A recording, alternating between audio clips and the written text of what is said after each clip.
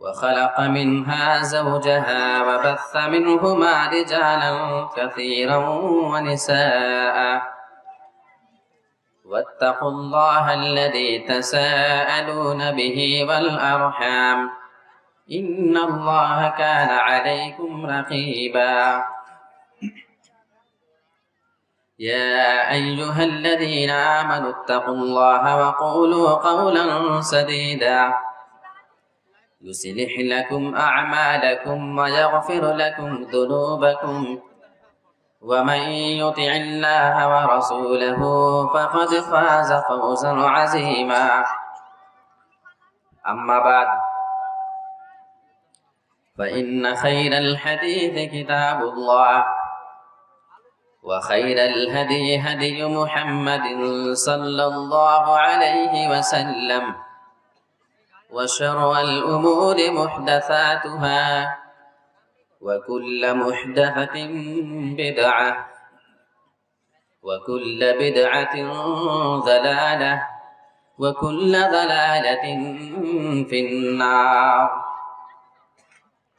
أعوذ بالله من الشيطان الرجيم بسم الله الرحمن الرحيم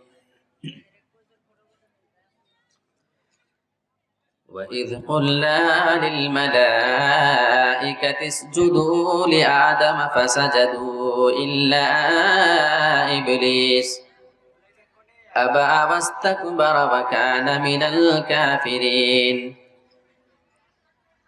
رب اشرح لي صدري ويسر لي أمري واحلل عقدة من لساني يفقهوا قولي اللهم رب زدنی علما آمین۔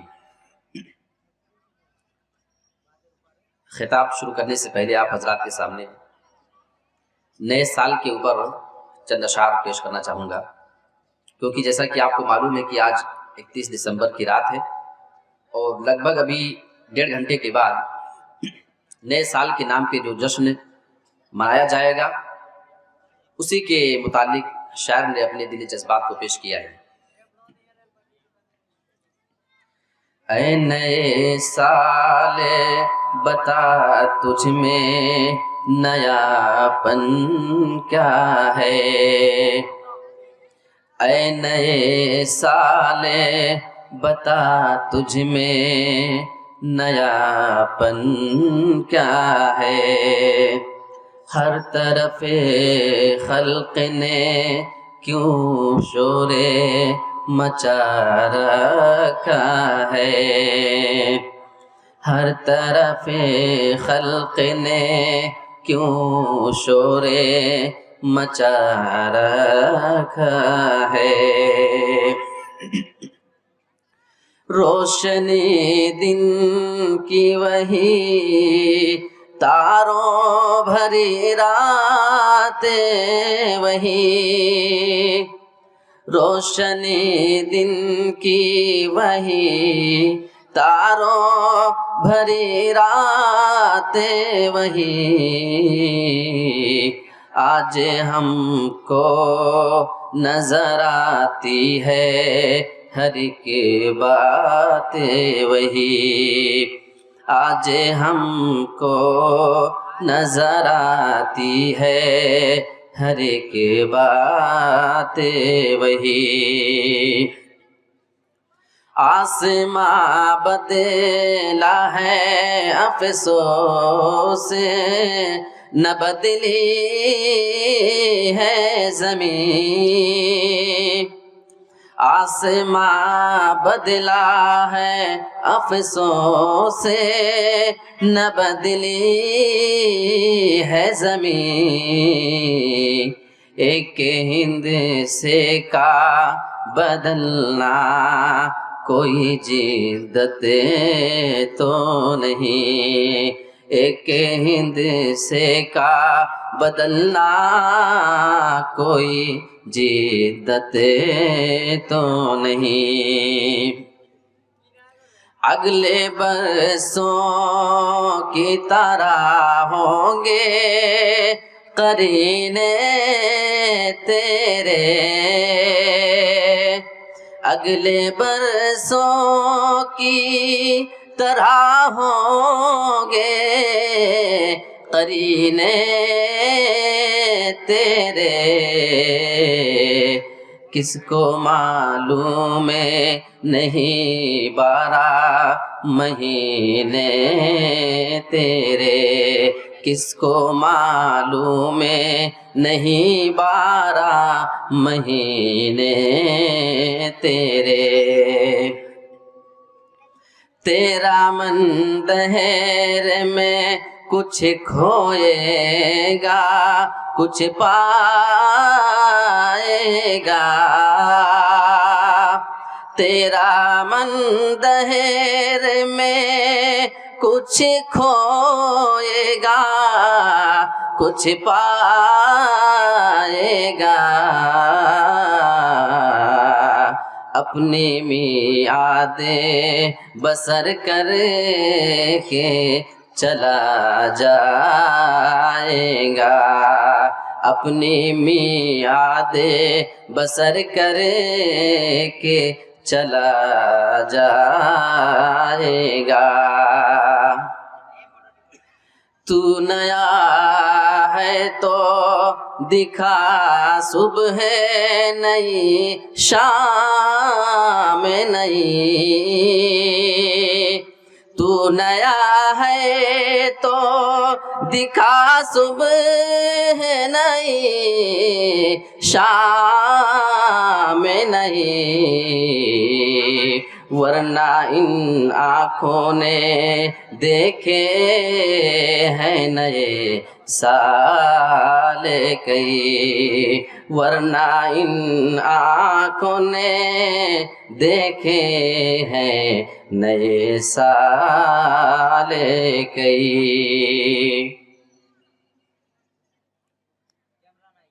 یہ چند اشعار آپ کے سامنے نئے سال کے متعلق اور کچھ باتیں مجھے آپ لوگوں کے سامنے اس نئے سال کے جشن کے متعلق بھی رکھنی ہے، اور مجھے آپ کے سامنے کچھ علم کے بارے میں بھی بات کرنا ہے۔ اس موضوع کا میں نے آج انتخاب اس لیے کیا ہے کہ ہمارا یہ جو سال ابھی نکل رہا ہے اور بالکل نکلنا چاہ رہا ہے، 1.5 گھنٹے کا وقت بچا ہوا ہے بس، اس کے بعد یہ سن 2023 ہم سے رخصت ہو جائے گا اور سن 2024 شروع ہو جائے گا۔ آپ جا کر کے بار کے اندر دیکھیں، شراب خانے میں دیکھیں، کئی بڑے بڑے ہوٹلوں میں دیکھیں، شہروں کا آپ جا کر کے نظارہ اگر دیکھیں تو آپ کو جہاں بہت سے غیر مسلم نئے سال کے جشن منانے کی خوشی میں، اس کے انتظار میں شراب اور وسکی کی بوتلوں کو کھول کر کے رکھے ہوں گے، وہیں پہ آپ کو بہت سارے مسلمان نوجوان، پوری فیملی مسلمانوں کی آپ کو اس جشن کے انتظار کرتے ہوئے مل جائے گی۔ سوال یہ پیدا ہوتا ہے کہ یہ جشن کس بات کا ہے؟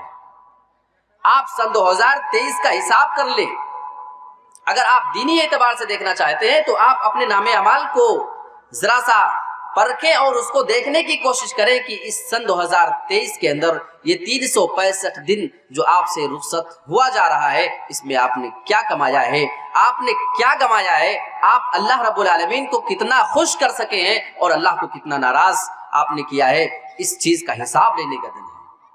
یہ موقع ہے کہ ایک آدمی رات کی تاریکی میں جب 12 بجنے کا وقت گزر رہا ہے، اگر اس کی آنکھ کھلی ہے تو وہ بیٹھ کر کے پورے سال بھر کا حساب کرے اور ذرا غور کرے کہ اس کے اندر ہم نے ایسا کون سا عمل کر لیا ہے جو عمل ہمیں جنت کے قریب لے کر کے جا رہا ہو، ہم نے ایسا کون سا عمل کر لیا ہے جو ہمیں جہنم سے دور کرنے جا رہا ہے۔ آپ دنیاوی اعتبار سے بات کر لیں، آپ اس بات پہ جشن منائیں گے کہ سن 2023 نکلا جا رہا ہے۔ جی ہاں، ہماری اور آپ کی آنکھوں نے ایسے مناظر دیکھے ہیں، ہماری نہ جانے کتنی مسجدوں کو ویران کرنے کے نظارے ہماری آنکھوں نے اپنے سامنے دیکھے ہیں، ہمارے کانوں نے کتنے ایسے حالات کو دیکھا ہے اور اس کو سنا ہے، اور اس کے بعد آپ اس پہ جشن منائیں گے۔ آپ جشن اس بات پہ منائیں گے کہ جہاں آپ کی بابری مسجد کبھی ہوا کرتی تھی، اس کے اوپر قبضہ کر کے اور مندر بنا کر کے، اور اگلے سال اس کے پورا باقاعدہ اس کے افتتاحی پروگرام کا اعلان کیا جا چکا ہے، ساری تدبیریں بنائی جا رہی ہیں۔ یہ خوشی کا موقع تو شاید ان کے لیے ہو سکتا ہے، لیکن میرے پیارے ساتھیوں، ہم مسلمانوں کے لیے یہ ذلت کی بات ہے کہ ہمارے یہ سال جو ہم سے نکلا جا رہا ہے اور آنے والے سال کے 1-2 مہینے ہی کے بعد اسی جگہ پھر سے اللہ رب العالمین کے ساتھ شرک کیا جائے گا اور غیر اللہ کی وہاں پہ مورتیاں بٹھائی جائیں گی۔ یہ مقام ہے ہمارے سوچ کا اور ہمیں اپنی فکروں کے بدلنے کا۔ آئیے میں آپ کو ذرا رسول کی زندگی کی جانب لے کر کے چلتا ہوں۔ ہم اور آپ کہاں پہ آج کھڑے ہوئے ہیں؟ آپ سے اگر میں ایک سوال کر لوں، سبھی لوگوں سے میں ایک سوال کروں کہ آپ کے علاقے میں جہاں بہت سالوں پہلے مسلمان پریشان تھے، کہیے آج وہاں کے مسلمان کیسے ہیں؟ آپ کا جواب ہوگا کہ یا تو ویسے ہیں یا حالات اس سے کہیں زیادہ خراب ہیں۔ آپ ہمیں بتائیے فلسطین کے مسلمان بھائیوں کے حالات کو دیکھ لیجیے آپ، 2.5-3 مہینے کے اندر ان کے بچوں کے اوپر، ان کی پوری فیملی کے اندر جو ظلم کیا جا رہا ہے، وہاں کے حالات کیسے ہیں؟ ہم نے اس کے لیے کیا تیاری کیا ہے؟ آئیے رسول کی زندگی کے بارے میں آپ کو تھوڑا سا اشارے میں لے کر کے چلتا ہوں۔ ہمارے نبی جناب محمد رسول اللہ صلی اللہ علیہ وسلم جب مکہ کے اندر دعوت و تبلیغ دیتے دیتے تھک چکے، لوگوں کو ایک اللہ کی جانب بلاتے بلاتے پورا 13 سال کا زمانہ گزر چکا تھا۔ 13 سال کی مدت میں بہت سارے لوگ اسلام قبول کرتے ہیں، بہت سارے لوگ آپ کے جانی دشمن بن جاتے ہیں۔ جب تک اللہ کے رسول جناب محمد رسول اللہ لوگوں کے سامنے اسلام کا پرچار نہیں کر رہے تھے، جب تک آپ نبی نہیں بنے ہوئے تھے، اللہ کے رسول ان کافروں کو اتنا زیادہ محبوب ہوا کرتے تھے، آپ کے اوپر ان کا اتنا زیادہ اعتماد ہوا کرتا تھا کہ اللہ کے رسول کے پاس وہی لوگ امانتیں لا کر کے اپنی رکھا کرتے تھے، آپ کو سب سے زیادہ سچا وہ مانا کرتے تھے۔ لیکن اللہ کے رسول جب اسلام پیش کرتے ہیں، ایک اللہ کی جانب جب غیروں کو بلانے لگتے ہیں، تو اچانک سے سارے مکہ کے لوگ اللہ کے رسول کے دشمن بن گئے۔ معلوم یہ ہوا ہماری اور آپ کی غیروں سے جو دشمنی چلی آ رہی ہے، وہ صرف اسلام کا فرق ہے۔ ہم اسلام اپنا چھوڑ دیں، ہم اپنے دین کو چھوڑ کر کے دوسروں کے دھرم کے اندر چلے جائیں، قرآن مجید کے اندر اللہ رب العالمین یہ اعلان کرتا ہے، پھر دوسرے لوگ تمہیں اپنا تسلیم کرنے کو تیار ہیں۔ وَلَن تَرْضَىٰ عَنْكَ الْيَهُودُ وَلَا النَّصَارَىٰ حَتَّىٰ تَتَّبِعَ مِلَّتَهُمْ۔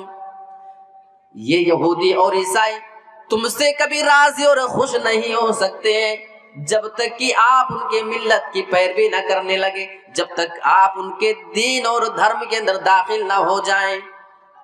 آج فلسطین کے مسلمانوں پہ جو اتیاچار کیا جا رہا ہے، جو ظلم ان کے اوپر ڈھایا جا رہا ہے، اس کی ایک ہی وجہ ہے، اور یہ وجہ یہ ہے، یہ جرم فلسطین کے لوگوں کا صرف اتنا ہے کہ وہ مسلمان بن کر کے زندگی گزار رہے ہیں۔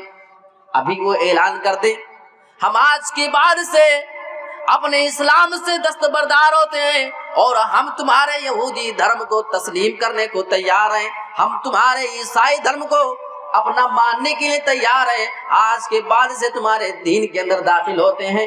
اللہ فرما رہا ہے حَتَّىٰ تَتَّبِعَ مِلَّتَهُمْ، اگر آپ ان کے دین کو مان لیں، اگر آپ ان کے دین کے اندر داخل ہو جائیں، تو یہ سارے کے سارے جو آپ کے دشمن بنے بیٹھے ہیں، یہ آپ کے اوپر بھی ظلم کرنا چھوڑ دیں، یہ آپ کو اپنا ماننے کو تیار ہیں۔ اور یہی معاملہ تو اللہ کے رسول کا ہے۔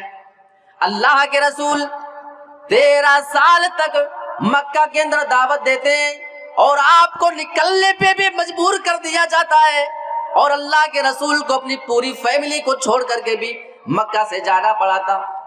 بہت سارے صحابہ کو اپنی بیوی بچوں کو چھوڑ کر کے جانا پڑا تھا، اپنی زمین و جائیداد کو چھوڑ کر کے جانا پڑا تھا، بوڑھے ماں باپ کو چھوڑ کر کے اسی جگہ جانا پڑا تھا جہاں ہمارے رسول نے بھی ہجرت کیا تھا۔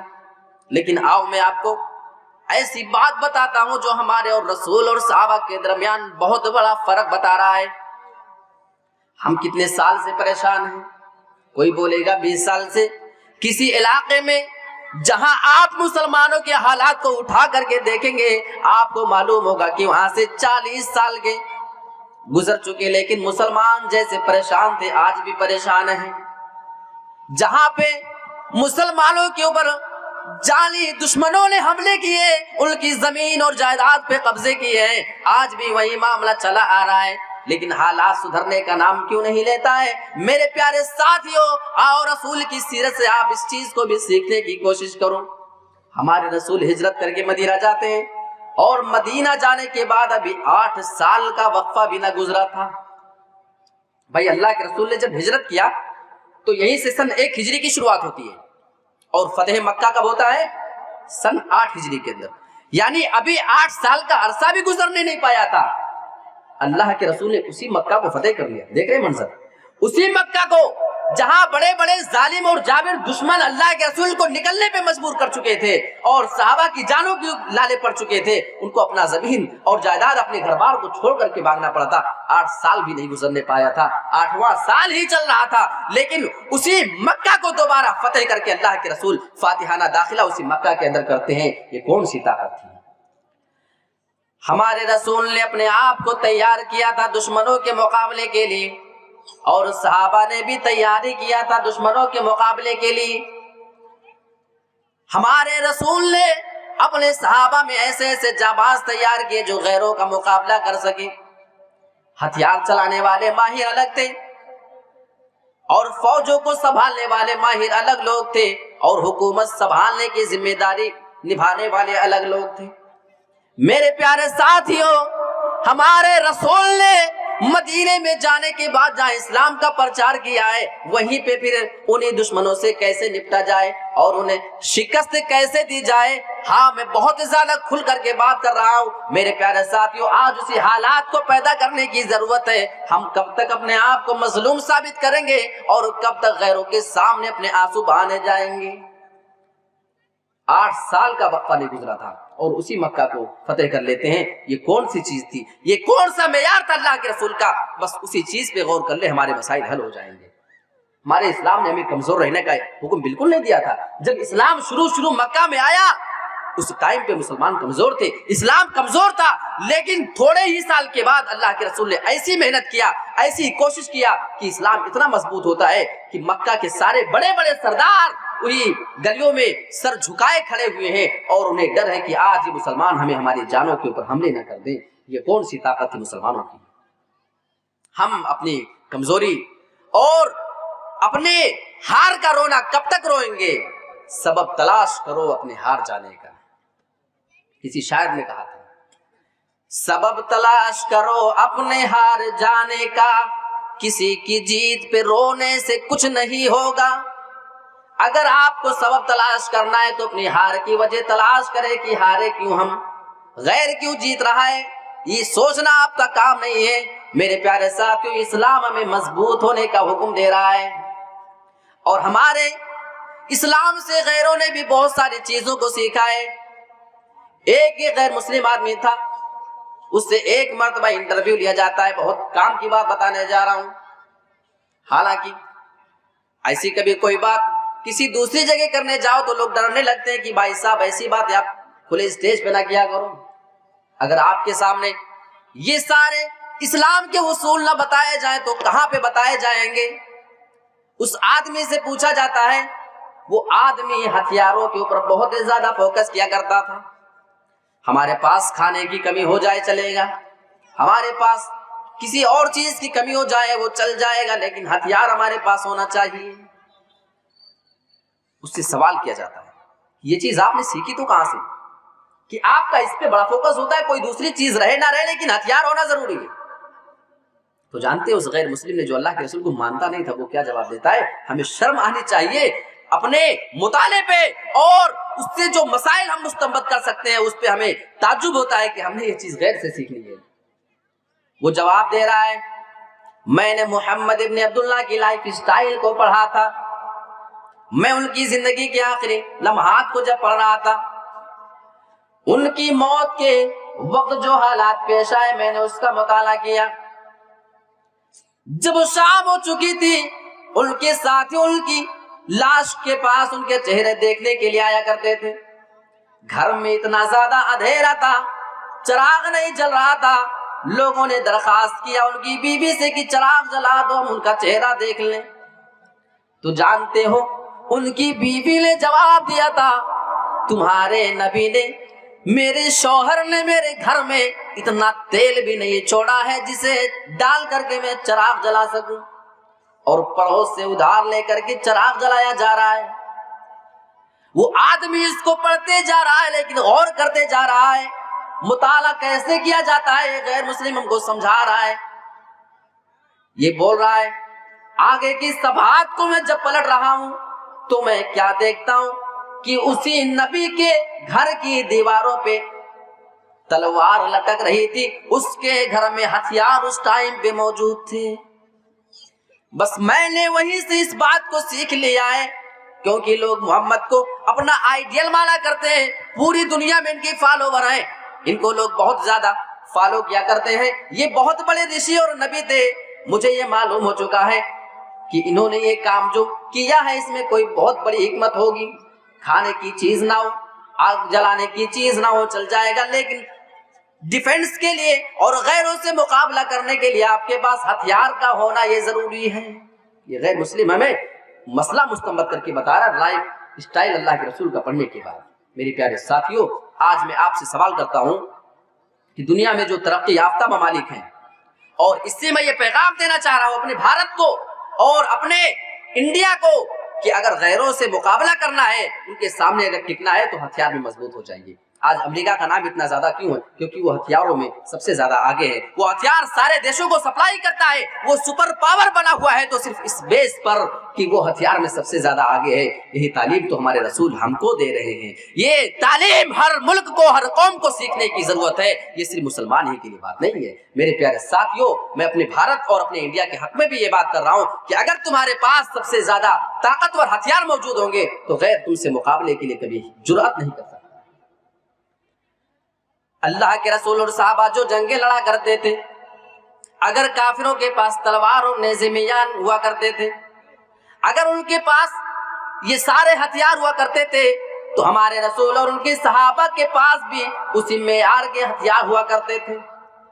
اور آج میزائل اور بم کے زمانے میں، آج یہ گولے اور بارود اور ٹینک کے زمانے میں اگر آپ صرف لاٹھی ڈنڈے پہ بھروسہ کریں گے، صرف بندوقوں پہ بھروسہ کر کے اگر بیٹھ جائیں، آپ اپنے دیش کو اگر آگے نہ بڑھائیں تو میرے پیارے ساتھیوں پھر آپ کے اوپر بہت سارے دیش حاوی ہو جائیں گے، جو بات آپ سے وہ منوانا چاہیں گے پھر آپ کو ماننا ہی پڑے گا۔ یہ بات میں اپنے انڈیا کے حق میں بول رہا ہوں، اور اس طرح کی فکر ہم مسلمانوں کی ہونا ضروری ہے، اور اس چیز کو ہم نے سیکھا ہے تو بس ہمارے آئیڈیل صرف جناب محمد رسول اللہ صلی اللہ علیہ وسلم ہے۔ اور ہمارے اسلام کی پہلی تعلیم ذرا دیکھیں، ہم تو بار بار سنتے ہیں کہ ہمارے اسلام نے سب سے پہلے اگر کسی چیز کا حکم دیا ہے تو وہ تعلیم کا حکم دیا، نہیں؟ یہ بات تو ہم سیکھ رہے ہیں نا۔ قرآن مجید میں نماز کے لیے پہلے نہیں کہا، روزہ، زکوٰۃ، حج، یہ سب کچھ بعد میں بیان کیا گیا کہ تمہیں کیا کیا کرنا ہے۔ ہمارے رسول کے اوپر جو سب سے پہلی آیت اللہ رب العالمین نے نازل کیا تھا، جانتے ہیں وہ یہی بات تھی کہ اقرا، تو پڑھ، تعلیم حاصل کر لے۔ اور آپ علماء سے پوچھ لیں، کہیں اس بات کا ذکر نہیں آیا کہ صرف تمہیں قرآن پڑھنا ہے اور صرف حدیث پڑھنا ہے۔ اقرا بسم ربک الذی خلق، ہاں پڑھو اپنے اس رب کے نام سے جس نے تمہیں پیدا کیا، یعنی وہ علم تمہیں اللہ سے دور نہ کر دے، تمہیں اللہ سے جوڑ کر کے رکھے۔ اس کے علاوہ باقی تم علم، ہر کوئی جو تمہیں فائدہ پہنچانے والا علم ہو اس کو تم حاصل کرو۔ علماء نے علم کی دو قسمیں کیا بس، ایک علم نافع، ایک علم غیر نافع۔ علم نافع جس کا آپ کو فائدہ ملنے والا ہے دنیا اور آخرت میں، اور علم غیر نافع جس کا آپ کو کوئی فائدہ نہیں، جس کا آپ کو نقصان ہو رہا ہے۔ علم غیر نافع بھی ہے، جیسے چوری کے طریقے سیکھنا، نقب زنی کے، ڈاکہ زنی کے، ہے کسی کو شوٹ کرنے کے اور کسی کو اس طریقے سے کہیں الٹے سیدھے حرکتیں کرنے کے، کہیں پہ بم لگا کے بھاگنے کے، یہ سارا ایک علم ہے، یہ ہر آدمی نہیں کر سکتا ہے، یہ بھی علم ہے، لیکن ہماری شریعت یہ کہتی ہے کہ تمہیں ایسا علم سیکھنے کی اجازت نہیں ہے۔ علم ایسا سیکھو جو تمہیں تمہارے رب سے دور نہ کر دے، یعنی علم نافع، فائدے مند علم تم کو سیکھنے کی ہماری اسلام جو ہے یہ اجازت دے رہی ہے، بلکہ اس کا حکم دے رہی ہے۔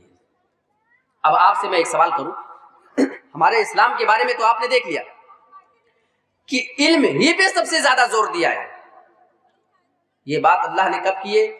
1450 سال کا زمانہ گزر چکا لگ بھگ، اور آج آپ دیکھ لیں سن 2023 ختم ہونے والا ہے، ابھی 1 घंटे 15 मिनट के बाद सन 2024 शुरू हो जाएगा।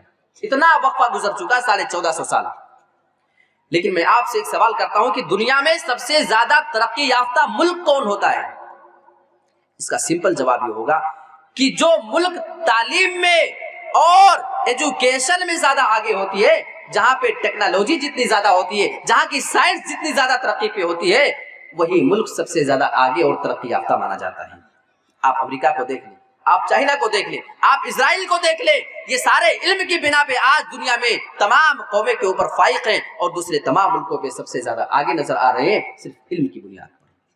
हमें आप एक ऐसा देश बता दें, बस एक ऐसा देश जहां के लोग बिल्कुल पढ़े लिखे ना हो, जहां पे एजुकेशन को कोई वैल्यू हासिल ना हो, जहां पे पढ़े लिखे लोगों की तादाद ना के बराबर हो और वो मुल्क दुनिया में तरक्की के मामले में बहुत आगे निकल चुका हो। आपको दुनिया में कोई ऐसा देश नहीं मिलेगा, सिर्फ तालीम, जो तालीम के मामले में जो सबसे ज्यादा आगे रहते हैं, तरक्की उन्हीं के मुकद्दर में आती है। और हमारे इस्लाम ने तो हमसे पहले कह दिया था, इक़रा, तुम्हें तालीम हासिल करना है। तालीम ये बहुत जरूरी चीज है।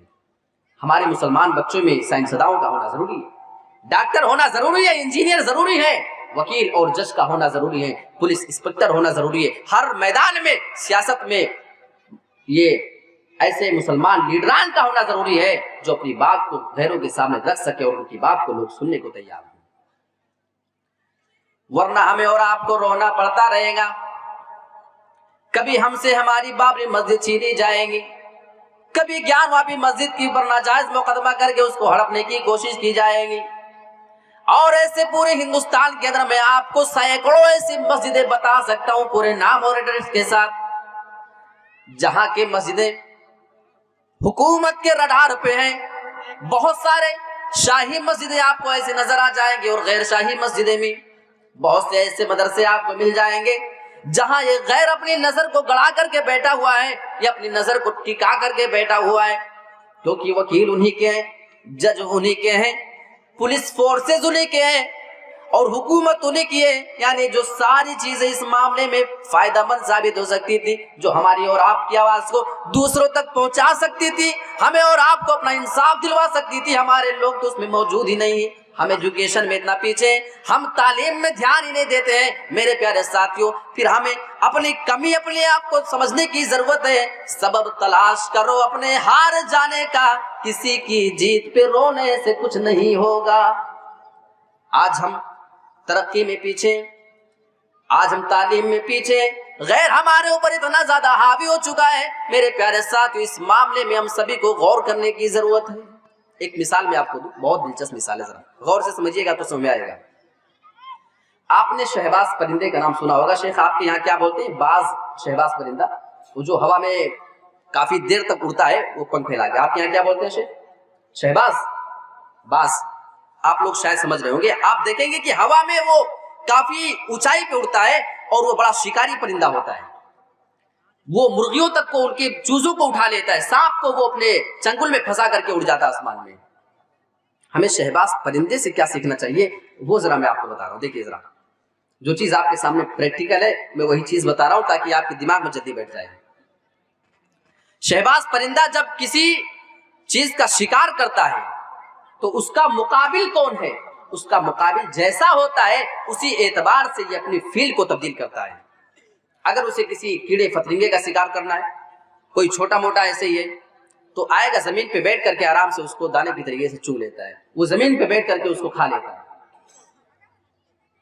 लेकिन अगर उसी शहबाज परिंदे को कभी सांप का शिकार करना पड़े, किसी जहरीले सांप का जब वो शिकार करने का इरादा करता है, अब वो परिंदा इतना ज्यादा होशियार होता है, वो इतना ज्यादा एक्सपर्ट होता है, अपने मैदान के अंदर इतना अक्लमंद होता है, उसे ये मालूम होता है इस सांप से अगर हम जमीन पर बैठ करके मुकाबला करेंगे, अगर जमीन पर बैठ करके इसको खाने की कोशिश करेंगे, सांप हमें अपने जिस्म से लपेट करके अपने अंडर में ले सकता है, हमें कमजोर कर सकता है, या अगर कहीं मौका पा जाए वो सांप जमीन पे रेंगने में माहिर होता है और हमें डस सकता है। लिहाजा वो कभी सांप से जमीन के ऊपर बैठ करके मुकाबला नहीं करता है, बल्कि जब सांप का शिकार करना होता है, आसमान से ऊपर ही से अपने निशाने को जमा करके आता है اور اپنے چنگل میں پھنسا کر کے اس سانپ کو ہوا میں لے کر کے اڑ جاتا ہے،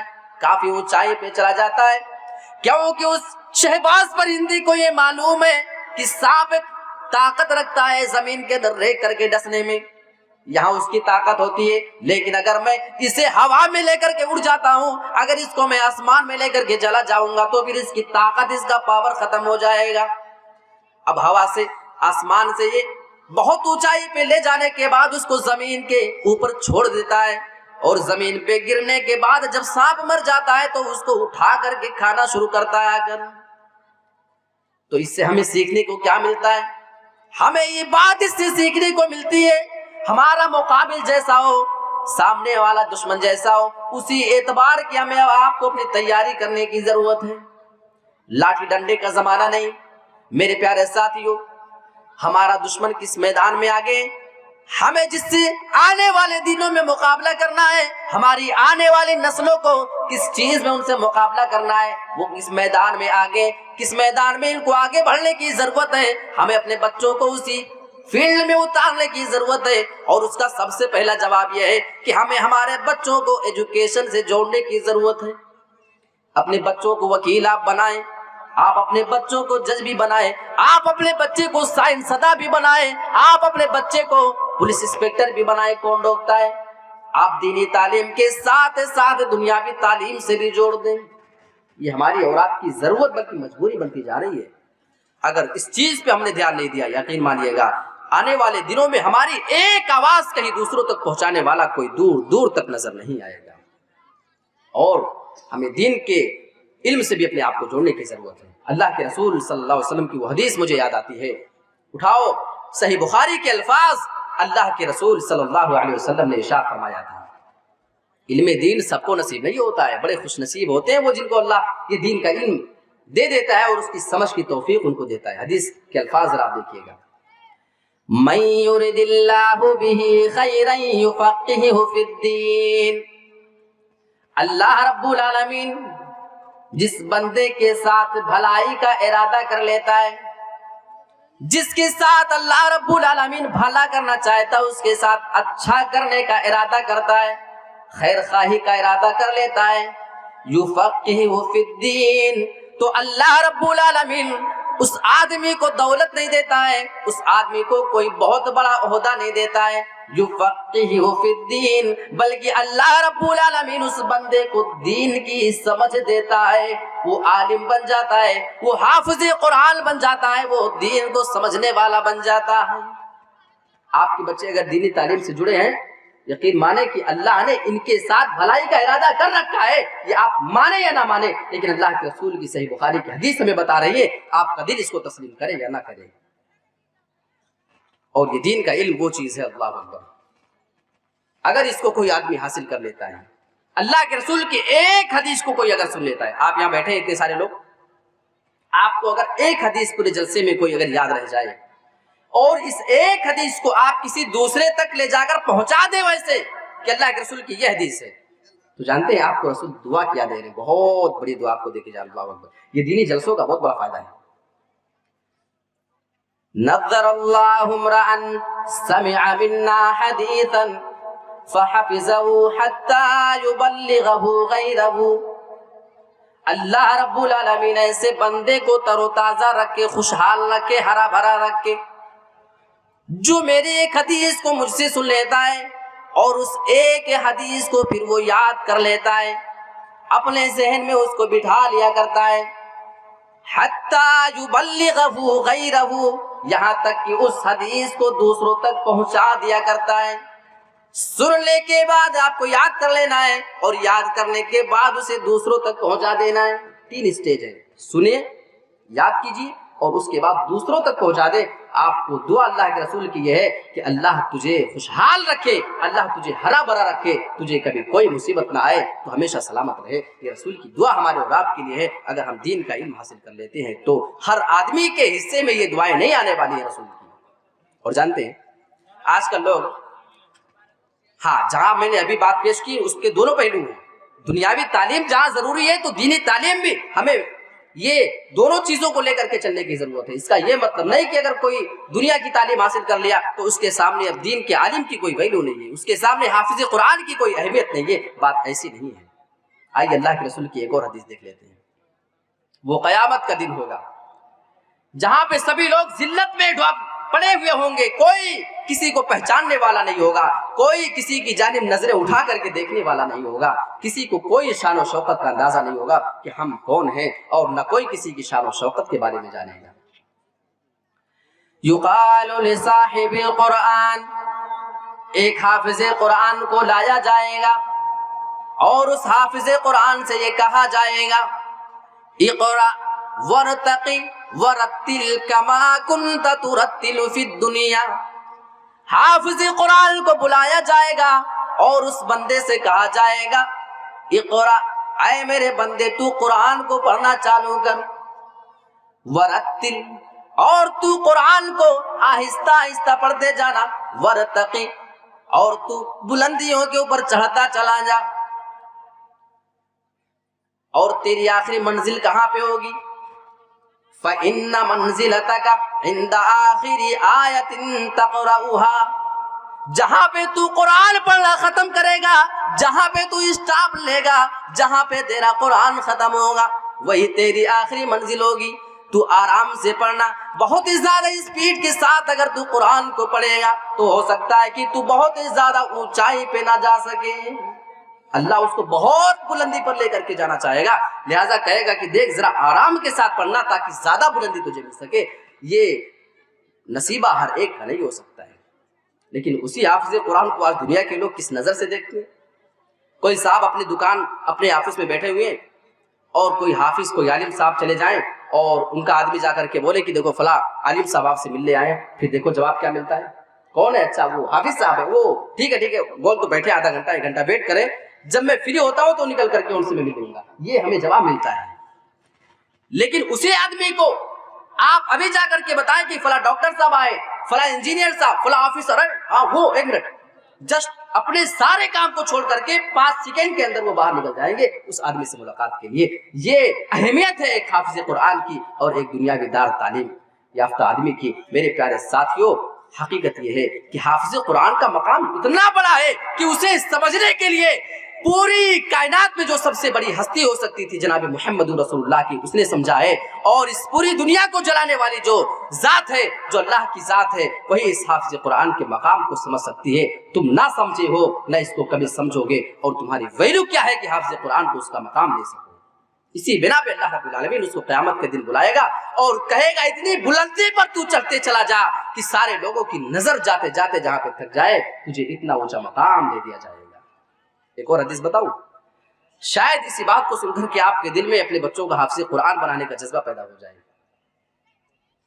اللہ کے رسول نے فرمایا کہ حافظ قرآن جانتے کس کے ساتھ ہوگا؟ الماہر بالقرآن مع السفرۃ الکرام البررہ.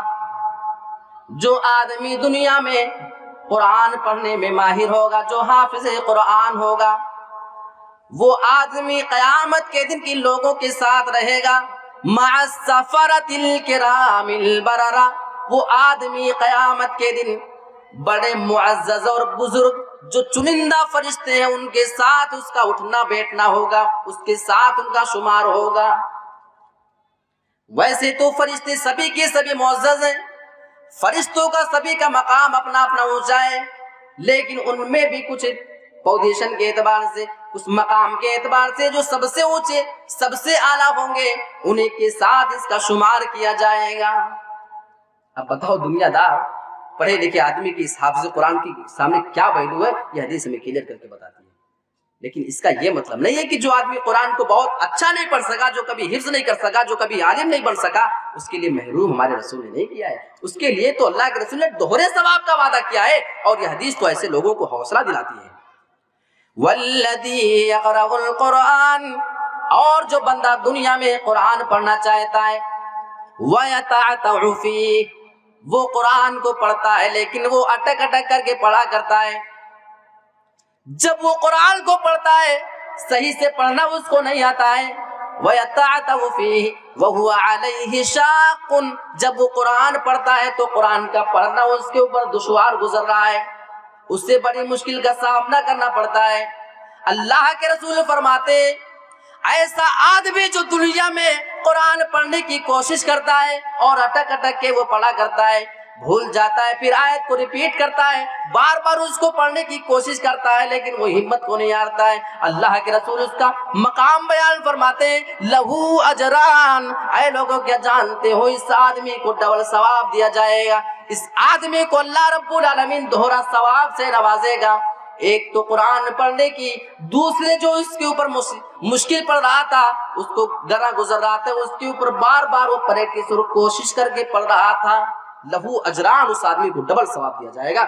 یہ ہے قرآن مجید جو کم پڑھے لکھوں کو بھی محروم نہیں کرتا ہے اور حافظ اور عالم کو بھی محروم نہیں کرتا، ان کا تو مقام ہی کچھ اور ہے۔ یہ صرف اور صرف اسلام دے سکتا ہے سبھی لوگوں کو انصاف کے ساتھ۔ اچھا، یہ علم دین کی اہمیت جو ایسی ہے نا کہ اگر کوئی بندہ اپنے آپ کو علم دین سے جوڑ لیتا ہے تو یہ سمجھ لیں کہ وہ آدمی جنت کے راستے پہ چلتے جا رہا ہے۔ اچھا، ابھی آپ سے پوچھا جائے کہ آپ کو جنت کا راستہ بتا دیا جائے تو آپ چلنا چاہو گے؟ ہر کوئی چاہے گا نا کہ فوراً سارا کام چھوڑ کر کے، پھر چاہے آپ کسی کو 1 کروڑ روپے کا پیشکش کر دیں کہ کروڑ لے لو رک جاؤ، تو نہیں رکنے والا وہ۔ رکیں گے؟ نہیں رکیں گے، ہم تو نہیں رکیں گے، نہ آپ رکیں گے۔ دنیا کی ساری دولت جنت کے سامنے بیکار ہے، اور ہو کیوں نہ، کیونکہ اللہ کے رسول کی وہ حدیث، آپ صحیح مسلم کی حدیث دیکھ لیں، حدیث قدسی ہے جس میں اللہ رب العالمین ارشاد فرماتا اسی جنت کے بارے میں، اعددت لعباد الصالحین، میں نے اپنے نیک بندوں کے لیے ایسی جنت تیار کر کے رکھی ہے، ما لا عین رأت، جسے کسی بھی آنکھ نے آج تک دیکھا نہیں ہے، ولا اذن سمعت، کسی بھی کان نے دنیا میں اس کے بارے میں آج تک نہیں سنا ہے، ولا خطر علی قلب بشر، اور کسی بھی آدمی کے دل میں اس کا وہم و گمان تک نہیں گزرا ہوگا۔ میں نے اپنے نیک بندوں کے لیے ایسی جنت تیار کر کے رکھی ہے۔ اب بتائیے کون کون جانا چاہتا ہے اس راستے پہ؟ سبھی لوگ تیار ہوں گے الحمدللہ۔ اور ایک طریقہ اللہ کے رسول بتا رہے ہیں، اور حدیث وہ بھی صحیح مسلم کے الفاظ، بالکل صحیح حدیث ہے، کوئی ڈاؤٹ نہیں ہے، بس آپ کو صرف چلنا ہے اس راستے پہ، ہو سکے تو چلو، آپ نہیں چل سکے تو اپنے بچوں کو چلانا۔ من سلک طریقا یلتمس فیہ علما سہل اللہ لہ بہ طریقا الی الجنہ، جو آدمی ایسے راستے پہ چلتا ہے، دنیا میں وہ آدمی اس پہ علم حاصل کرنا چاہتا ہے، علم دین کا کوئی راستہ اگر تلاش کر کے چلنا چاہتا ہے، اس پہ چلنا شروع کر دیتا ہے، یلتمس فیہ علما سہل اللہ لہ بہ طریقا الی الجنہ، اللہ رب العالمین اس راستے کی وجہ سے، دین کے راستے پہ چلنے کی وجہ سے، اس علم دین کے حاصل کرنے کی وجہ سے اس آدمی کے لیے جنت کے راستے کو ہموار کر دیتا ہے، آسان بنا دیتا ہے، یعنی اس آدمی کے لیے پھر جنت کا راستہ ہموار اور آسان ہو جاتا ہے، وہ جنت کے اندر اس راستے سے چلا جائے گا۔ وہ راستہ ہے علم کا، اور اس کے اوپر عمل کرے اور اپنے آپ کو آپ جنتی بنانے کی کوشش کریں۔ ایک اور حدیث بہت کام کی سناتا ہوں، دیکھیں، صحیح مسلم کے الفاظ ہیں، اور اس حدیث کے اندر تو اتنی زبردست باتیں، اور میں آپ کو کچھ بڑے اہم پوائنٹ بتاؤں گا، اور ایسے ایسے حالات میں نے اس دنیا میں دیکھے ہیں، فوراً مجھے یہ حدیث یاد آئی، اللہ، مطلب دل اندر سے رونے لگتا ہے کہ یہ ایسی بھی حالات آ سکتے ہیں جس کے بارے میں ایک آدمی کبھی تصور بھی نہیں کر سکتا ہے۔ پہلے وہ حدیث آپ سن لیں، اللہ کے رسول جناب محمد رسول اللہ فرماتے ہیں کہ ایک آدمی جب مر جاتا ہے تو اس کے عمل کا سلسلہ ختم ہو جاتا ہے، اذا مات الانسان انقطع عنه عمله، جب انسان مر جاتا ہے اس کے عمل کا سلسلہ ختم ہو جاتا ہے، وہ نیکیاں نہیں کرتا ہے، الا من ثلاثۃ، ہاں مگر 3 ایسی چیزیں کہ ان 3 چیزوں کی وجہ سے مرنے کے بعد بھی اس کا ثواب اس آدمی کو ملتا رہے گا۔ کون سے ایسے اعمال ہیں کہ آپ کے مرنے کے بعد آپ کو اس کا ثواب ملتا رہے؟ ابھی دنیا میں ہم زندہ ہیں، نماز پڑھیں گے ثواب ملے گا، روزہ رکھیں گے ثواب ملے گا، زکات دیں گے ثواب ملے گا، صدقہ کریں گے تو ہم کو ثواب مل جائے گا، حج اور عمرہ کر کے آ جائیں گے ہم کو ثواب مل جائے گا، غریبوں کی مدد کر دیں گے ثواب مل جائے گا۔ لیکن میرے پیارے ساتھیوں، کیا آپ جانتے ہیں کہ جب ہم مر جائیں گے اب نہ ہم نماز پڑھ سکیں گے، نہ روزہ رکھ سکیں گے، نہ زکات دے سکیں گے، نہ حج اور عمرہ کر سکیں گے، ہماری نیکیوں کا سلسلہ ختم ہو جاتا ہے۔ لیکن ہمارا اسلام ایسا مذہب ہے جو ہمیں اور آپ کو مرنے کے بعد بھی محروم نہیں کرنا چاہتا ہے۔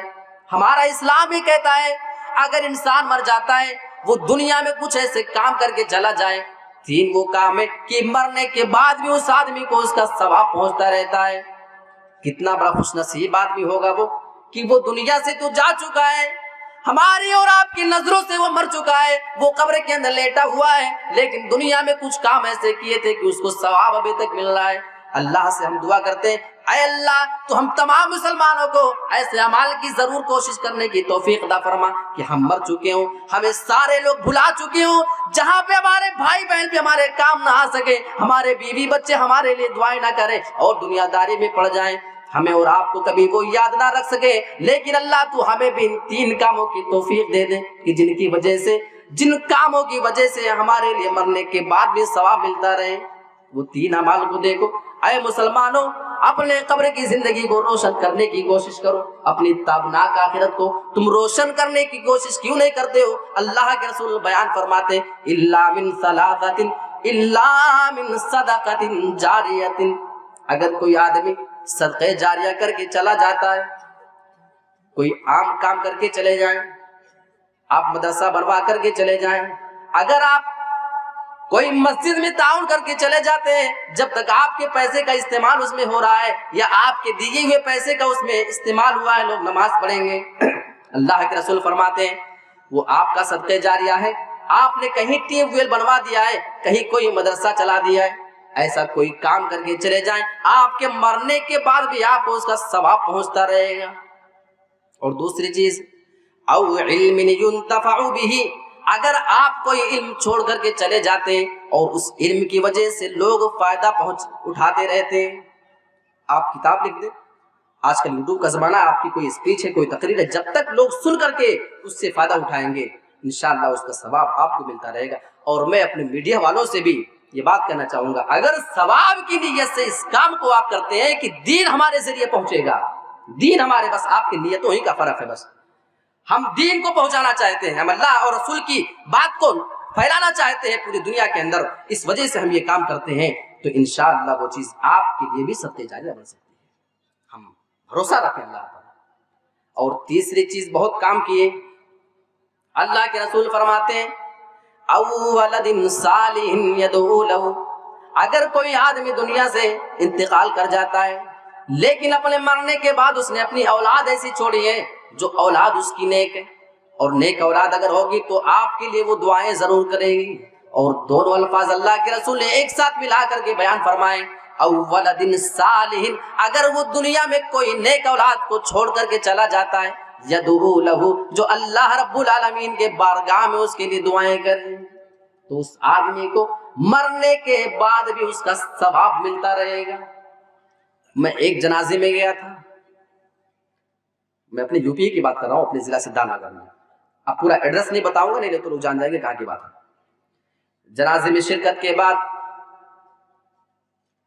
اس کے 3-4 بیٹے، ایک ماں کا یا اس کے باپ کا انتقال ہوا تھا، ہم لوگ مٹی دینے کے بعد تھوڑی دور ہی آئے تھے، بھی 100-200 میٹر ہی آئے تھے، آدھا کلومیٹر کا فاصلہ بھی ہم نے طے نہیں کیا تھا، ہاتھ وغیرہ وہیں دھلنے کے بعد واپس آنے لگے، وہیں پہ رک کر کے تھوڑی سی بات ہونے لگی، اور میں نے اس کے ایک بیٹے کو دیکھا، وہ ماں جو دفن ہو چکی ہے، ابھی 20 سے 25 منٹ کا وقفہ گزرا تھا۔ اللہ کے رسول فرما رہے ہیں جب انسان مر جاتا ہے تو منکر نکیر اس انسان کو قبر کے اندر بٹھا کر کے سوال و جواب کر رہے ہوتے ہیں، اس کی ثابت قدمی کے لیے ہمیں دعا کرنا چاہیے۔ غیر تو غیر، ہم اور آپ اپنی اولادوں کو ایسا چھوڑ کر کے جا رہے ہیں، جب یہ منظر میں نے اپنی آنکھوں سے دیکھا تھا، اللہ کی قسم مجھے یہی حدیث وہاں پہ یاد آئی، او ولد صالح يدعو له، اگر کوئی نیک اولاد کو چھوڑ کر کے چلا جاتا ہے تو اس کی اولاد اگر اس کے لیے دعائیں کرے گی، اللہ رب العالمین سے اگر اپنے والدین کے حق میں وہ دعائیں کرے گی تو اللہ اس کے لیے آسانی پیدا فرمائے گا، اس کا ثواب اس آدمی کو پہنچتا رہے گا۔ لیکن یہاں پہ منظر کچھ اور تھا۔ میں نے اس آدمی کو دیکھا جو بالکل نوجوان ہے، ہٹا کٹا ہے، اس کی بوڑھی ماں کا انتقال ہو چکا تھا۔ ہم لوگ کھڑے یوں ہی باتیں کر رہے تھے اور تھوڑی ہی دیر میں سب سے پہلے وہ آدمی جانتے ہیں کیا باتیں کرنے لگا؟ کھیتوں کی فصل دیکھو، وہاں کی فصل ذرا اچھی آئی ہے اور یہاں کی فصل خراب دکھ رہی ہے۔ وہ کھیتوں کی بات کر رہا ہے کیونکہ اس کے والدہ نے، اس کے والد نے اس کو دنیا داری تو سکھا دیا تھا لیکن دین کی کوئی تعلیم ہی نہیں دیا تھا، اسے بتایا ہی نہیں کہ دینی چیز کیا ہوتی ہے، دینی مزاج کیا ہوتا ہے میرے پیارے ساتھیوں۔ اور اتنا ہی نہیں، آگے کا جو منظر تھا میرا روکٹا کھڑا ہو جاتا ہے۔ اللہ کے رسول جناب محمد رسول اللہ کی یہ حدیث مجھے وہیں پہ یاد آئی۔ وہ آدمی اپنی جیب سے سگریٹ کی ایک ڈبی نکالتا ہے، سگریٹ اپنے منہ پہ لگاتا ہے۔ ابھی 20 سے 25 منٹ کا وقفہ گزرنے پایا تھا لیکن وہ نوجوان وہیں پہ سگریٹ نکال کر کے اس کو ماچس سے جلا کر کے دھوئیں اڑا رہا ہے۔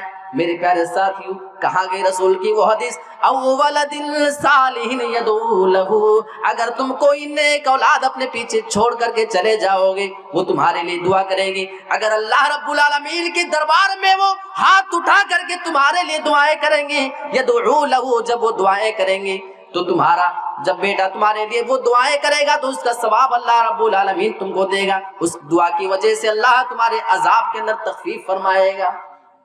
پھر کیا فائدہ ایسے اولادوں کا؟ اسی بنا پہ شاید آپ قرآن اٹھا کر کے دیکھیں، اللہ نے بہت سارے نبیوں کی اولاد کی دعائیں وہاں پہ بتائی ہیں کہ فلاں فلاں نبی نے دعائیں ہم سے کیا تھا اپنی اولاد کے لیے، لیکن کسی بھی نبی نے صرف یہ دعا نہیں کیا تھا کہ اے اللہ تو مجھے اولاد دے دے، بلکہ جب دعا کیا تھا رب ہب لی من الصالحین، اے رب اگر تو ہمیں اولاد دے تو نیک اولاد ہم کو چاہیے۔ اولاد ہونا یہ ضروری نہیں بلکہ اولاد کا نیک ہونا ضروری ہے میرے پیارے ساتھیوں، ورنہ وہی اولاد ہمارے لیے وبال جان بن کر کے رہ جاتی ہے۔ تو یہ صحیح مسلم کی حدیث، آپ اس کو گرہ باندھ کر رکھ رہے کہ آپ اپنی اولاد کو نیک بنائیں، ورنہ یہ آپ کی اولاد بھی ہو سکتی ہے جو آپ کے مرنے کے آدھے گھنٹے کے بعد اسے اپنے نشہ پہ کنٹرول نہیں ہوگا اور اسے تمباکو اور پان گٹکے اور سگریٹ سے فرصت نہیں ہوگی، آپ کی قبر کے پاس وہ دھڑلے کے ساتھ بغل میں کھڑے ہو کر کے راکھی اور دھویں اڑاتا ہوا نظر آ جائے تو کوئی حیرت کی بات نہیں ہے، کیونکہ آپ اس کو دین کے علم سے دور کر رہے ہیں۔ تو یہ دین کا علم آپ کو آپ کے مرنے کے بعد بھی ثواب دیتا ہے۔ امام بخاری رحمۃ اللہ علیہ کے بارے میں اگر بات نہ ہو تو علم کی بات کرنا بیکار ہے۔ آج جب بھی پوری دنیا میں ان کا نام لیا جاتا ہے تو ان کے نام کے سامنے بڑے احترام کے ساتھ ہم رحمۃ اللہ علیہ لگاتے ہیں۔ اللہ کی کروڑوں رحمتیں ہوں ان کے اوپر۔ یہ بات صرف اس بنا پہ ہے کہ انہوں نے جو علمی خدمت انجام دیا ہے پوری دنیا اس کو فراموش نہیں کر سکتی۔ ایک حدیث کو لینے کے لیے ایک شہر سے دوسرے شہر کا سفر کرتے ہیں۔ سنا تھا کہ کسی کے پاس ایک حدیث ہے، بہت لمبا بڑی مشکل بڑا سفر کر کے وہاں پہ پہنچتے ہیں۔ ہمارے یہاں وہ ٹرین کا زمانہ تھوڑی ہے، ہم لوگ تو مطلب جب آنا ہوتا ہے آپ کے علاقوں میں پروگرام کے لیے تو ہم لوگ پہلے یہ چیک کرتے ہیں کہ وہاں سے ڈائریکٹ ٹرین ہے کہ نہیں ہے۔ اگر ڈائریکٹ ٹرین نہ ہو تو بھائی شیخ دیکھیے ذرا سا کون سا اسٹیشن آپ کے یہاں سے نزدیک ہے اور کیسے آنا پڑے گا، کیا ترتیب بننی چاہیے۔ ہم لوگ پریشان ہو جاتے ہیں جبکہ اے سی کا سفر ہے، ٹرینوں میں بیٹھ کر کے بالکل سکون کے ساتھ اور اسٹیشن پہ پہنچو تو یہاں سے ریسیو کرنے والے گاڑی لے کے موجود ہے۔ ہمارا اور آپ کا یہ حال ہے آج کل کے علماء کا، اور وہ امام بخاری رحمت اللہ علیہ ایک حدیث کو سننے کے لیے بڑی مشقت کا سفر کر کے اپنے ذاتی پیسے کو خرچ کر کے وہاں تک پہنچتے ہیں۔ ایک حدیث لینا تھا، رسول کی حدیث سے محبت تو ذرا دیکھو۔ اچھا پہنچے، بتایا گیا کہ وہ آدمی فلاں ہے جس سے آپ حدیث سننے آئے ہیں، اور آپ نے دیکھا کہ وہ آدمی اپنے گھوڑے کو بلا رہا ہے لیکن وہ گھوڑا بدک بدک کر کے بھاگ رہا ہے، وہ آنے کو تیار نہیں ہے۔ اچانک امام بخاری رحمت اللہ علیہ کی نظر اس آدمی کے اوپر پڑتی ہے۔ وہ آدمی اپنے دامن کو اٹھا کر کے اپنے گھوڑے کو بلانے لگا، وہ اپنے دامن کو ایسے اٹھا کر کے اس کو بلا رہا تھا اور آواز دے رہا تھا، آنے کی آواز اس کو دے رہا ہے۔ گھوڑا جب پلٹ کر کے دیکھتا ہے اور وہ اپنے دامن کو اٹھا کر کے ایسے سمیٹے ہوئے تھا تو گھوڑے کو ایسا اندازہ ہوتا ہے کہ شاید میرا مالک اپنے دامن میں چارہ رکھا ہے اور چارہ ہم کو کھلانے کے لیے بلانے کی کوشش کر رہا ہے۔ گھوڑا چل کر کے اپنے مالک کے پاس آیا. اب اس کا مالک دامن اپنا نیچے کیا, اس میں کچھ تھا تو نہیں, خالی گھوڑے کو بلانا تھا. آپ لوگ بھی ایسا کرتے ہیں بکری وغیرہ بلانے کے لیے, ہے نہیں؟ اور اس کا نکیل پکڑا اور لے کر کے واپس آتا ہے. امام بخاری یہ منظر دیکھ رہے اپنی آنکھوں سے. اچھا, یہ منظر دیکھنے کے بعد امام بخاری رحمۃ اللہ علیہ واپس ہو گئے کہ بھیا ہم سے تم سے کوئی حدیث نہیں لینی ہے. اچھا, اس کو بتایا گیا کہ یہ امام بخاری تھے جو تمہارے پاس حدیث لینے آئے تھے. تو وہ امام بخاری کو جب لوٹتا ہوا دیکھتا ہے تو بڑا تعجب کرتا ہے کہ اتنے دور کا آپ سفر کر کے آئے اور میرے انتظار میں آپ تھے. ہاں, میں ہی وہ آدمی ہوں, آپ نے صحیح سنا ہے میرے پاس وہ حدیث, میں آپ کو سنا دوں گا انشاءاللہ. امام بخاری رحمۃ اللہ علیہ جواب دیتے ہیں, اب مجھے تم سے کوئی کام نہیں ہے, میں تمہارے پاس رسول کی حدیث کو سننے کے لیے آیا تھا, لیکن اب مجھے تم سے کوئی حدیث نہیں سننی ہے, کیونکہ تم میری نظر میں اس لائق ہی نہیں ہو کہ تم رسول کی حدیث ہم سے بیان کر سکو. وہ آدمی تعجب میں پڑ گیا, بھائی کیا بات ہے, کوئی ایسی بات تو پیش نہیں آئی. امام بخاری رحمۃ اللہ علیہ اس کو جواب دیتے ہیں, جب تو اپنے گھوڑے کو بلا رہا تھا تو اپنے دامن کو تو جھوٹ کا پھیلا کر کے اس کو بلانے کی کوشش کر رہا تھا. تیرے دامن میں کوئی چارہ نہیں تھا, لیکن تو گھوڑے کو دھوکہ دے رہا تھا. وہ آدمی ہنسنے لگا. آپ تو جانتے ہی ہیں جانور ہوتے ہی ایسے, جب تک انہیں اس انداز میں نہ بلایا جائے وہ آتے ہی نہیں. بدک بدک کر کے بھاگ رہا تھا, بلانے کا میرا یہی اس کو طریقہ ہے. امام بخاری رحمت اللہ علیہ جواب دیتے ہیں کہ اب میرا تمہارے اوپر سے بھروسہ اٹھ چکا ہے, کیونکہ تم نے اپنے گھوڑے کو دھوکہ دیا ہے. یہ آدمی کہتا کہ میرے پاس وہ حدیث ہے, میں اس معاملے میں جھوٹ نہیں بول رہا ہوں. امام بخاری کہتے ہیں جو آدمی اس بے زبان جانور کو دھوکہ دے سکتا ہے, اب مجھے رسول کی حدیث کے بارے میں تم سے ڈر لگنے لگا ہے کہ تم رسول کی حدیث کے نام پہ کہیں مجھے بھی دھوکہ نہ دے دو. مجھے تم سے کوئی حدیث نہیں سننی, آپ وہاں سے واپس آ جاتے ہیں. یہ امام بخاری تھے. یہی امام بخاری رحمت اللہ علیہ ایک بار کشتی سے سمندر کا سفر کر رہے تھے, اور لمبا سفر تھا. تو سفر میں اکثر ہوتا ہے نا کہ بڑے بڑے لوگوں سے کچھ پہچان ہو جاتی ہے اور گھل مل جاتے ہیں, اور وہ بھی لمبا سفر. تو ایک دوسرے کو راز کی بات تو بتا دینا, ہاں میں نا ہم یہاں جا رہے ہیں, وہاں اتریں گے, ایسا ہے ویسا ہے, میرے پاس کیا ہے. امام بخاری رحمۃ اللہ علیہ بڑی سلجھی طبیعت کے آدمی تھے, انہیں کچھ ایسا محسوس ہونے رہا تھا, دنیا داری اتنا سمجھتے نہیں تھے. بتا دیا کہ میرے پاس کچھ اشرفی موجود ہے اور فلاں کلر کی تھیلی میں میں نے اس کو رکھا ہوا ہے, اور اتنی اشرفی میرے پاس ہے. اچھا, یہ بتانے کے بعد امام بخاری بھول گئے اپنی بات کو, پھر وہ ادھر ادھر باتوں میں ہو گئے. لیکن تھوڑی دیر کے بعد اس آدمی کے دل میں لالچ پیدا ہوتی ہے.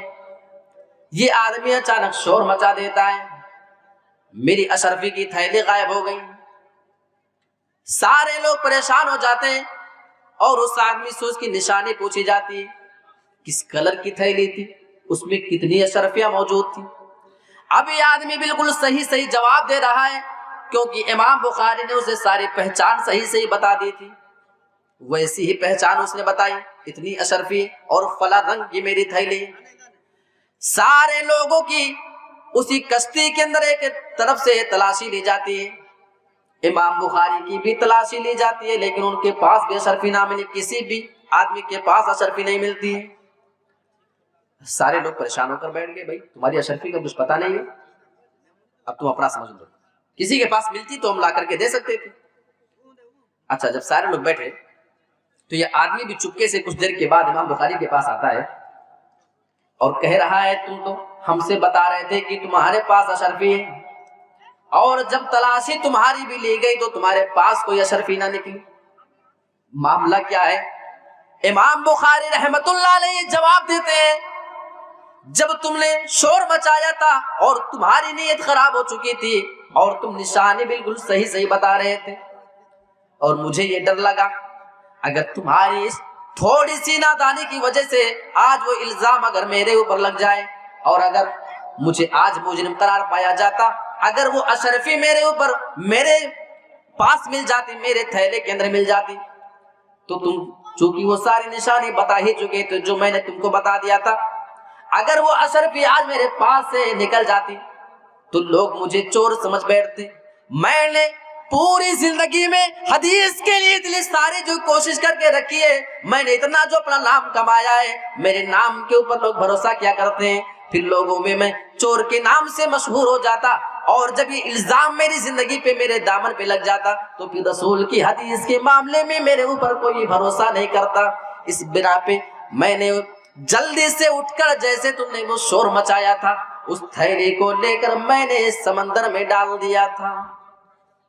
حیران ہو گیا ہے, سمندر میں پوری اشرفی پھینک دیا, کیونکہ ان کے نزدیک مال قیمتی نہیں تھا, اپنی شہرت, اپنی عزت اور حدیث کے معاملے میں ان کا جو مقام تھا, جو انہوں نے کئی سال سے کمایا ہوا تھا, یہ گنوانا ان کو گوارا نہیں تھا. ورنہ آج جو امام بخاری رحمت اللہ علیہ کے اوپر ہم فخر کے ساتھ ان کا نام لیتے ہیں اور ان کے نام کے آگے پوری دنیا کے مسلمان رحمت اللہ علیہ کا لفظ استعمال کرتے ہیں, وہ شرف ان کو حاصل نہیں ہو پاتا. تو یہ مقام ان کو ملا ہے تو اللہ کے رسول صلی اللہ علیہ وسلم کی حدیثوں سے محبت اور حدیثوں کی برکت ہے, اس کی عظمت ہے, جس کی بنا پہ امام بخاری کے نام کے آنے کے بعد ہر آدمی اس کے آگے رحمت اللہ علیہ لگانے کو یہ اپنا شرف اور اپنا یہ مقصد اور اپنی ذمہ داری سمجھتا ہے. تو یہ علم کی بات ہے.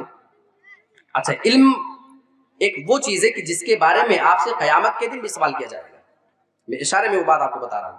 اللہ کے رسول صلی اللہ علیہ وسلم نے ارشاد فرمایا, حدیث لمبی ہے اس لیے وہ ٹکڑا آپ کو بتاتا ہوں. آپ نے فرمایا کہ انسان کے قدم قیامت کے دن اپنی جگہ سے ہل بھی نہیں سکتے جب تک 5 چیزوں کا سوال نہ ہو جائے. انہی 5 چیزوں میں ایک بات اللہ کے رسول نے بیان فرمائی, ماذا عمل فیما علم, جب تک کہ اس چیز کا سوال جو اسے کر لیا جائے اس کا جواب نہ دے لے کہ تو نے جو علم حاصل کیا تھا اس پہ عمل کہاں تک کیا تھا. آپ نے سیکھا, آپ کو نماز پڑھنی ہے, آپ کو روزے رکھنا ہے, آپ کو چوری نہیں کرنا ہے, آپ کو غیبت نہیں کرنا ہے, آپ کو فلا فلا کام کرنا ہے, فلا فلا کام نہیں کرنا ہے. آپ کو یہ علم ہو گیا ہے. اب اگر اس علم کے مطابق آپ عمل نہ کریں اس کے بارے میں آپ سے سوال کیا جائے گا, اور جب تک آپ اس کا جواب نہ دے لیں, اللہ کے رسول نے فرمایا لا تزول قدم ابن آدم یوم القیامہ حتی یسأل, ان سوالوں کا جواب جب تک آپ نہ دے لیں آپ کے پیر دونوں اپنی جگہ سے قیامت کے دن ہل بھی نہیں سکیں گے. ادھر ادھر جانا تو یہ بڑی دور کی بات ہے. اچھا, علم کی جو فضیلت ہے, اس علم کی بنا پہ اللہ کے رسول نے مار بھی کھائی ہے. ہم علماء کے لیے کتنا آسان کام ہے نا, آپ نے اسٹیج لگا دیا ہے, سامعین سامنے ہے, مائک ہے, ڈی جے ہے, دور دور تک آپ آواز پہنچا رہے. یہ دعوت کا کام ہمارے لیے کتنا آسان ہو چکا ہے. ذرا غور کرو وہ طائف کے منظر کو. اللہ کے رسول دعوت دینے جا رہے ہیں طائف والوں کو, اور اسی واقعے کو سنا کر میں اپنی بات کو ختم کر دوں گا. اور اس میں بہت بڑا ہمارے لیے جو پہلو ہے عبرت کا, وہ میں آپ کے سامنے رکھنا چاہتا ہوں. طائف والوں کو دعوت دینے کے لیے گئے, نہیں مانا. اللہ کے رسول کے پیچھے اوباش اور بدماش قسم کے لڑکوں کو لگا دیا, بڑے نوجوان ہٹے کٹے,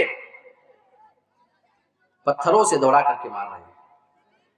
ہمارے رسول ان کو دین کی تبلیغ کے لیے گئے تھے, بات کو ماننے سے انکار کر دیا, اور صرف ماننے پہ انکار کرنے پہ اکتفا نہیں کرتے ہیں بلکہ اللہ کے رسول کے پیچھے پتھر دے کر نوجوانوں کو لگا دیا گیا. اور اللہ کے رسول جناب محمد رسول اللہ کو پتھر اتنے زیادہ مارے جاتے ہیں, جو حدیث کے الفاظ ہیں, اللہ کے رسول کے پورے جسم سے خون نکل کر جوتے میں جمع ہو گیا, اور جمع ہونے کے بعد جب اللہ کے رسول اسے برداشت نہیں کر پاتے تو بے ہوش ہو کر کے گر پڑتے ہیں. اور میں آپ کو بتاتا چلوں, ہمارے رسول کوئی کمزور انسان نہیں تھے, ہمارے رسول کوئی دبلے پتلے انسان نہیں تھے, بلکہ اتنے زیادہ طاقتور تھے. کوئی بھی بڑی سے بڑا پہلوان ان کے سامنے کھڑا ہونا گوارا نہیں کرتا تھا. کھلے میدان میں کسی آدمی کی مجال نہیں تھی کہ اللہ کے رسول کے سامنے مقابلے کے لیے نکلے. سوچو اتنا طاقتور نبی ہے. اب میں آپ کو اتنا بتا دوں تو آپ اللہ کے رسول کی طاقت کے بارے میں سمجھ سکتے ہیں. اللہ کے رسول نے 11 شادیاں کی تھی, اور ان کے علاوہ اللہ کے رسول لوڈی بھی رکھا کرتے تھے, ان کے پاس لوڈیاں بھی موجود تھیں. یہاں ایک آدمی سے 1-2 بیوی کے حق ادا نہیں ہوتے, 3-4 بیویوں کے حق ادا کرنا بڑی مشکل بات ہو جاتی ہے. ہمارے رسول 11 بیویوں کے حقوق بھی ادا کیا کرتے تھے. وہ بھی پوزیشن کیا ہوتی تھی, کئی دن فاقے میں, کئی دن صرف کھجور پہ گزارا کرتے تھے. اللہ کے رسول کو کبھی پیٹ بھر کے کھانا نصیب نہیں ہوتا, کبھی اتنی بھوک ہوتی تھی کہ اللہ کے رسول اپنے پیٹ کے اوپر پتھر باندھا کرتے تھے. اس حالات کے باوجود اللہ کے رسول کی طاقت کا اندازہ دیکھو, بڑے سے بڑے لوگ آپ کے سامنے ٹک نہیں سکتے تھے، اور کئی ایسے واقعات تاریخ کے بتاتے ہیں، کئی پہلوان اللہ کے رسول کے سامنے آتے ہیں لیکن اللہ کے رسول چٹکی میں پچھاڑ دیتے ہیں۔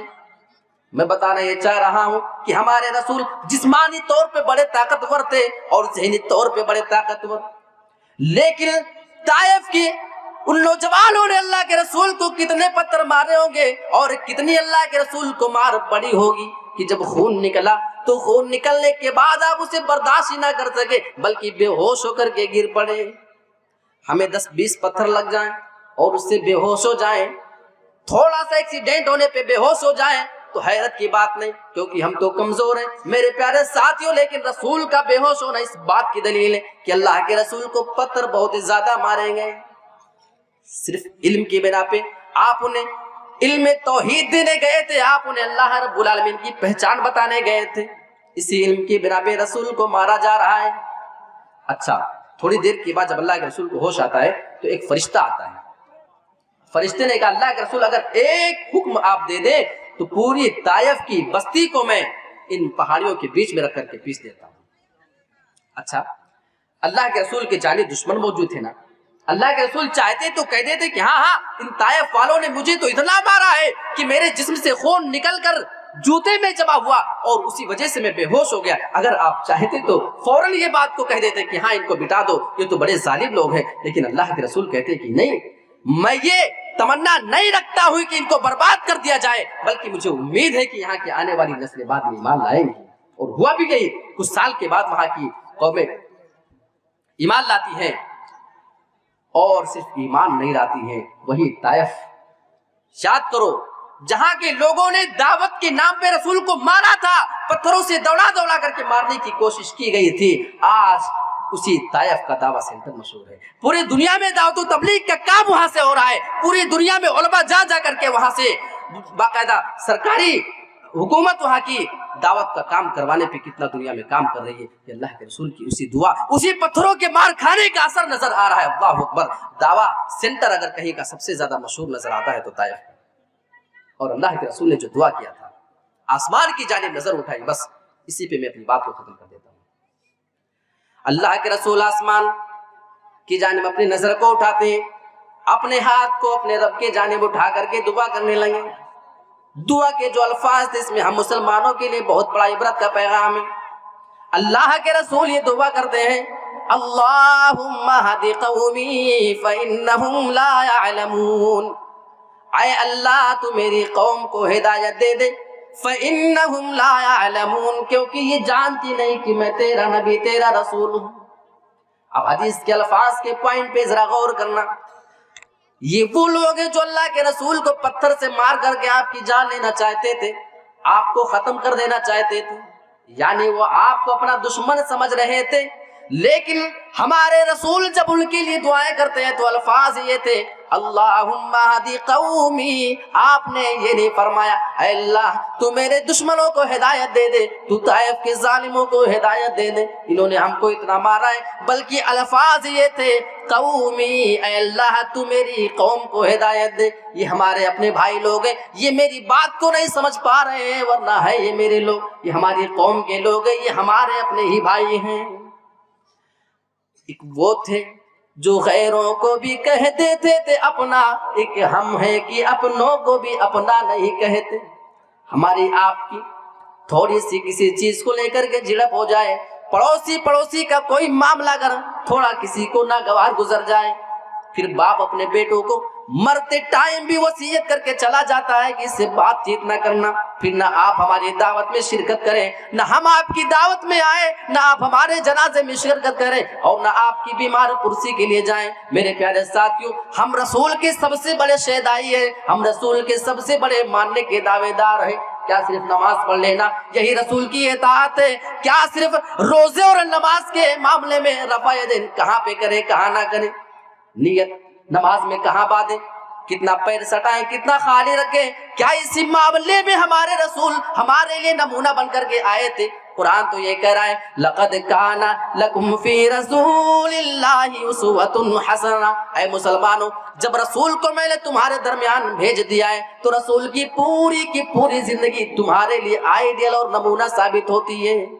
رسول کے معاملات بھی ہمارے لیے نمونہ ہے، کیونکہ اشارہ ہو چکا ہے اور شیخ محترم بھی تشریف لا چکے ہیں۔ اللہ رب العالمین سے ہم دعا کرتے ہیں کہ پروردگار ہم تمام مسلمانوں کو اپنے بچوں کی علم کی بیداری پیدا کرنے کی توفیق عطا فرما، ہمیں دینی تعلیم کے ساتھ ساتھ اپنے بچوں کو دنیاوی اور عصری تعلیم کے میدان میں بھی آگے رکھنے اور اس معاملے میں ان کی ذہنیت بنانے اور ذہنیت سازی کرنے کی توفیق عطا فرما، اور رسول کی زندگی سے، رسول کی سیرت سے جو اچھے پہلو ہمیں سیکھنے کو ملتے ہیں پروردگار ہمیں اس میں غور و فکر کر کے اس پر عمل کرنے کی توفیق عطا فرما، آمین۔ وآخر دعوانا ان الحمد للہ رب العالمین، والسلام علیکم ورحمۃ اللہ وبرکاتہ۔